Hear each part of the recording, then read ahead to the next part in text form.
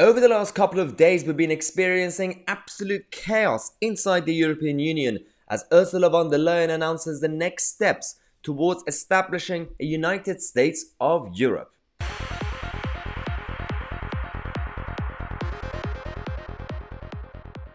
Yeah, as Emmanuel Macron has been pushing for his new European Union, a new European project, so that they could get Britain to rejoin that new club, Ursula von der Leyen is listening to Guy Verhofstadt's advice. Over the last few years, Guy Verhofstadt and people like him, the federalists, ultra-federalists, have been pushing for establishing a United States of Europe, because the EU is not enough. Now I'm going to show you this speech from a couple of days ago by the head of Commission, European Commission, Ursula von der Leyen. I'm going to tell you the biggest problem with this whole plan. But my fellow Europeans, even beyond this, there is a need to go further. For example, I have always argued that unanimity voting in some key areas simply no longer makes sense if we want to be able to move faster.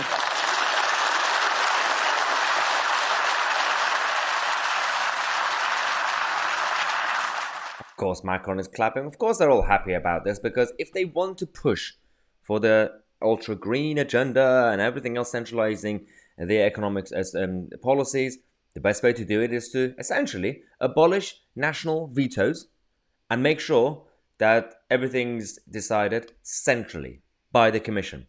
I'm guessing at this point the European Council is going to be completely meaningless, because if you can't really have any sort of veto, if you can't really have a proper debate, then what is the point? She continues by talking about the next steps, but then I'm going to tell you where this idea actually came from. Or that Europe should play a greater role, for example, in health or defense, after the experience of the last 2 years. And we need to improve the way our democracy works on a permanent basis. I want to be clear that I will always be on the side of those who want to reform the European Union to make it work better. Okay. So, health, defense union, because of the last couple of years. It's very convenient, isn't it, Ursula, that because of, of course, what happened from Wuhan, we want to basically have the European Union deciding their national health policies for the continent of Europe. And also, why not, while we're at it, have a defense union? Have your EU army, right? That's the plan. Because what she says is that she wants to have a permanent democracy. They call it democracy. It's the same as having, what was it called, the People's Republic of this, or the Banana Republic. Just because they call it democracy doesn't mean it's actually a democracy. The point is, you have told us where you want this Europe to go.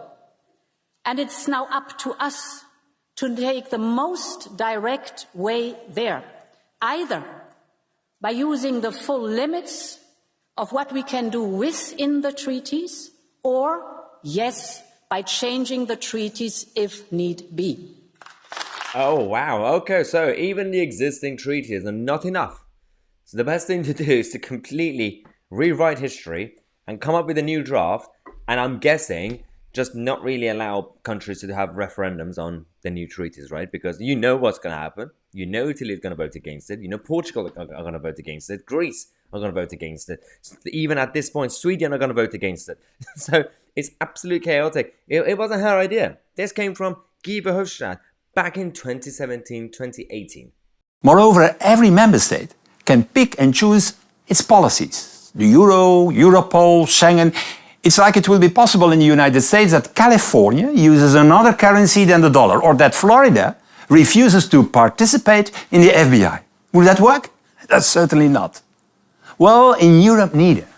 An endless list of opt-ins, opt-outs, rebates, other exceptions has created an enormous confusion and complexity. Yep. Classic Guy Verhofstadt, the ultra-federalists who want to and now are going to be doing the complete removal of not just opt-ins or opt-outs. It's essentially actual national sovereignties of countries.